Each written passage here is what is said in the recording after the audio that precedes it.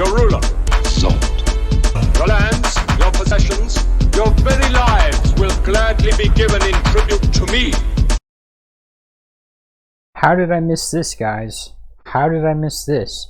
Apparently, footage of a leaked trailer for Guardians of the Galaxy Volume 3 happened, and I didn't hear about it until just now.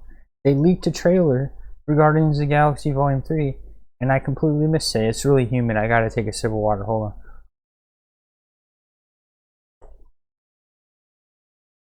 Now I tried to look up footage of it, but all the cell phone quality people that were recording the trailer at Comic-Con are really poor.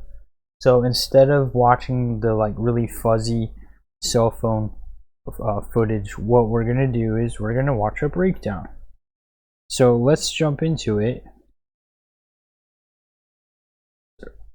I gotta point my damn laptop downwards to be at the right camera angle. Okay. Alright, we're gonna jump into it.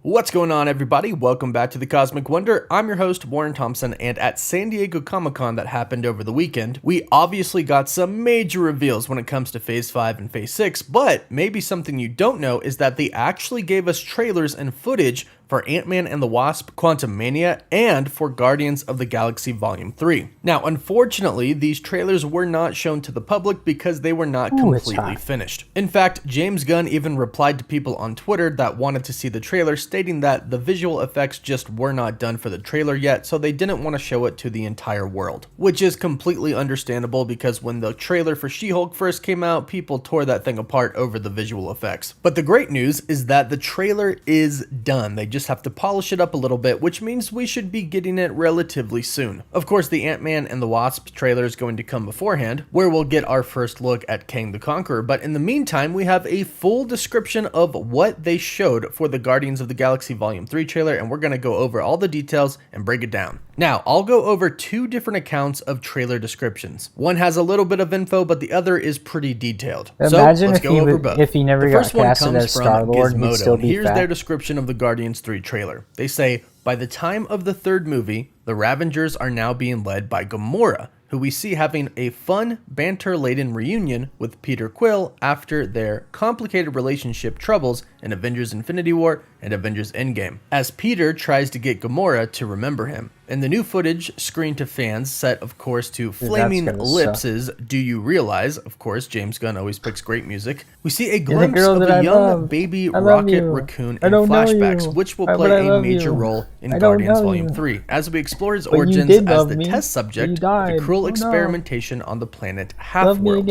Also featured in the footage was Cosmo, the psychic Russian dog, and in the comics, security chief of the space station Nowhere, played by Borat's Maria Bakalova. And she actually came out with the Guardians cast at the Hall H panel, and they officially did announce this. So that's really exciting. Cosmo is going to be a part of the Guardians of the Galaxy. But let's continue on with what they saw during the trailer. They say, plus an all gold, all dazzling glimpse at Adam Warlock, played by Will Poulter, and a glimpse of the High Evolutionary, a powerful being who now, thanks to the MCU, is actually the person who transformed the Scarlet Witch and her brother Quicksilver into superpowered beings, leading them to believe that they were the mutant children of Magneto in the comics. Now, this did happen in the comics. The High Evolutionary is actually the person who experimented on Quicksilver and the Scarlet Witch. And what's interesting is that he actually experimented on them at Wundagore Mountain, and we saw Wundagore Mountain in Doctor Strange in the Multiverse of Madness. So I'm guessing that there is still somewhat of a connection there. Now, at one point in time, there was a comic storyline that said Magneto was indeed the biological father of the Scarlet Witch and Quicksilver. However, the comics would go on to eventually change this again. So as far as what story they're going to show in the MCU, I'm really hoping that Magneto is the true biological father of the Scarlet Witch and Quicksilver, but we'll have to wait and see on that. Back to the trailer. The description continues and says several members of the Guardians, Rocket and Groot, were absent, they believe,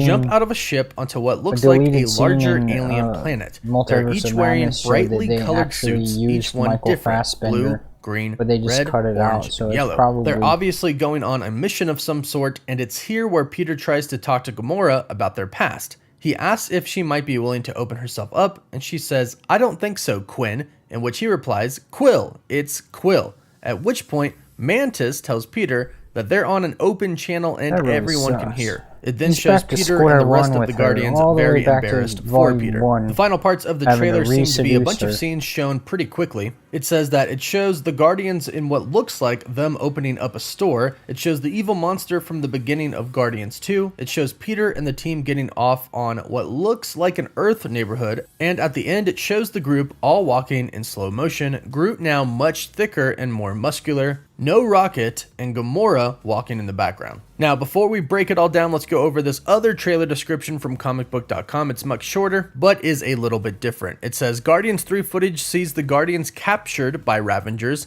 and Nebula reveals that they have an appointment with Gamora. Peter Quill is caught all the way off guard. Peter reflects on their time together. "You were everything to me," he said. "I thought you were gone, but you're here, and I miss you." Gamora tells him that person was not her. We get our first look at Adam Warlock. We see a grown Groot fighting back to back with Quill. The High Evolutionary shows up. The Guardians float on a space planet. Gamora caps the trailer by calling Quill by the wrong name and turning him down. The Guardians joke on Quill for talking to her so intimately on an open communication line, and they've been listening all along. It ends with Mantis asking what we know about Rocket. A shot of a very young Rocket Raccoon takes the screen. Much of the trailer was set to "Do You Realize" by Flaming Lips. So the first thing that you have to know about this trailer obviously is what happened during Avengers Infinity War and what happened during Avengers Endgame. In Avengers Infinity War, Thanos killed the Gamora that loved Peter and that Peter loved. Then of course in Avengers Endgame, Thanos and Gamora and Nebula from a different timeline went into our Avengers' main timeline, in which Gamora then turned good, but then kind of ran off and did her own thing. Not before she managed to kick Quill in the nuts, of course, showing that she really was not the same Gamora that Peter knew. And the description of this trailer makes... So basically, here's the thing, is like,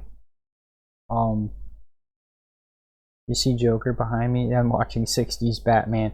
Anyways, the thing is, James Gunn and Chris Pratt are friendly, so I don't think... But the thing is, James Gunn is only the director. He's only the director. I don't know who the writers for the film are going to be. So now that Disney and the left hates Chris Pratt so much, they could hire activist writers who purposely cuck his character and, you know, like, make him bitch made and then like ruin his chances with getting with this new past version of Gamora, which seems like what they're already doing. But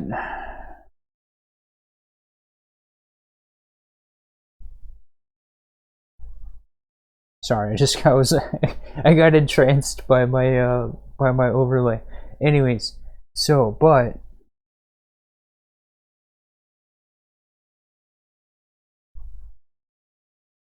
dude, it sucks. There should be a way like they could re-download the memories that.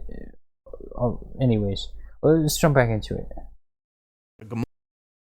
Gamora that is now in our main timeline is not the old Gamora. The old Gamora is truly dead. But the new one seems to be in charge of the Ravengers now. And the Guardians of the Galaxy Volume 2 post-credit scene teased us with a new group of Ravengers, Sylvester Stallone being one of them. So that's definitely going to be really, really cool to see. Now, it seems like for whatever reason, Gamora does decide to go with the Guardians of the Galaxy because it seems like she is with them the rest of the trailer. Perhaps she goes because of Nebula. The two of them did have a bonding moment in Avengers Endgame where Nebula says we eventually do become sisters. So perhaps it's Nebula and the desire for sisterhood that convinces Gamora to go with them. Now, the rest of the important parts of the trailer, though, seem to focus on the High Evolutionary and the story around him and Rocket Raccoon, who is one of his experiments. In the comics, the High Evolutionary started off by doing experiments on animals, trying to turn them to basically humanoid forms of themselves. Still animals, but functioning with human intellect, basically. Now, of course, people thought this was extremely weird, and the High Evolutionary ended up leaving to another planet, which he called Counter-Earth, where he planned to make it a paradise. It was an exact copy of Earth based on the other side of the sun, but it became corrupted. Now, in this trailer, they call this Half-World, which is basically Counter-Earth. And it's on Half-Earth that we see a glimpse of a young baby Rocket Raccoon Raccoon in the flashbacks. Now, we already know, but in the movie, it will be revealed that Rocket Raccoon is one of the test subjects of the High Evolutionary. That is what the High Evolutionary does. He experiments on animals and turns them into somewhat humanoid forms. And Rocket Raccoon in previous films has even said, well, I didn't ask to get made. So this is really going to dive deep into the origin story of how Rocket Raccoon came to be who exactly he is. Now, of course, the other big thing in the trailer is the first look at Adam Warlock. And according to some descriptions and some leaked images that I have seen, Adam Warlock still has a place on his head for the Soul Stone. Adam Warlock is widely known for having the Soul Stone on his head. But of course, with Thanos destroying all of the Infinity Stones, people were wondering, well, what exactly is Adam Warlock going to look like? Will he have a stone on his head or not? And while it doesn't exactly look like a stone, you can definitely tell there is something there, perhaps meant to house the Soul Stone or an Infinity Stone in general to give him power. Now, based off of all of the trailer descriptions, they only show Adam Warlock for a brief time. But we do get a good look at the High Evolutionary, and we did get a great look at him at San Diego Comic-Con. And like I have been talking about on the channel for a long time, it is confirmed that Chukwudi Iwuji will be playing the High Evolutionary. And that's it for the teaser. Remember, it's just a teaser, not a full-on trailer, but it still seems like they showed a lot. Now, remember, the Ant-Man trailer is probably first, followed up by the Guardians of the Galaxy Volume 3 trailer, but the good news is that it is done. So, in the meantime, while we wait, let me know what you think about this footage description in the comments down below, and what would you like to see from Guardians 3. Don't forget to like the video and subscribe so you can stay up to date on all things MCU for live updates.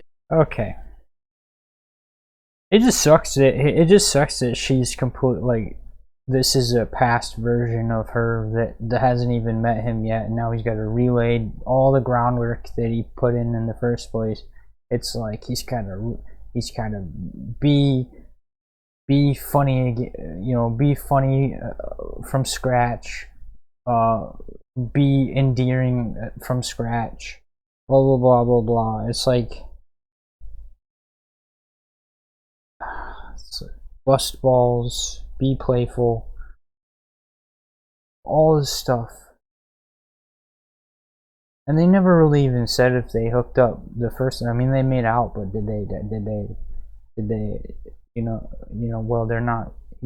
They're not lesbians. Did they do? You know, like, I would assume so, since they were so like lovey-dovey by the time Thanos killed her. But anyways, she is hot for a green chick.